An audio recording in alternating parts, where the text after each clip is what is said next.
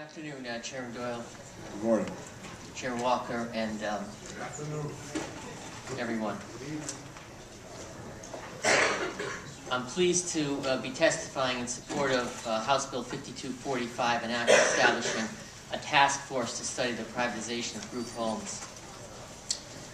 And I have written testimony, and I'll go over it briefly, maybe deviate from a bit, but the extraordinary budget crisis in which Connecticut finds itself requires some extraordinary solutions. Happily, there are some non-extraordinary measures that we can take to save the state money and make those other solutions less drastic. By this I refer to allowing our non-profit providers to assume a larger role in serving some of the neediest among us, which are those with special needs and intellectual disabilities. Non-profit providers already account for approximately 80% of DDS clients. However, the differential between what state providers cost versus what the non-profits cost is alarming and inviting at the same time.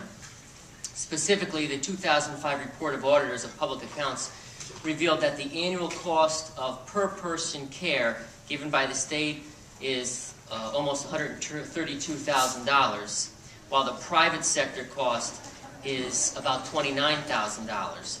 That means it costs the taxpayers over 4 times as much to serve essentially the same client base as it does the state.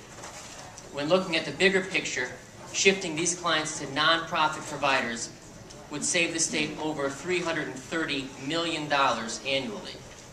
That figure covers, well, it'd be about 2/3 of our current budget deficit.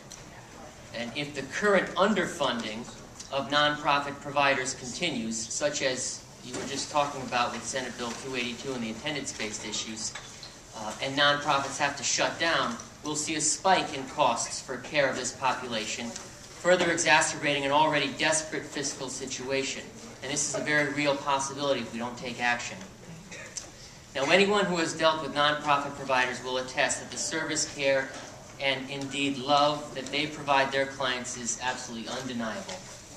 I'm privileged to have within my district the Kennedy Center and other nonprofit providers. And I consider the Kennedy Center really to be the gold standard of care for those with developmental and intellectual disabilities.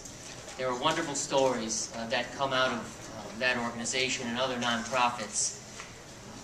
If we implement a move to the nonprofit sector, we will be benefiting not only potential clients but also the state's taxpayers, and I think we all ought to view that as a win-win. Now, I understand that 5245 is simply a study at this point, and I appreciate that the co-chairs raised the concept itself.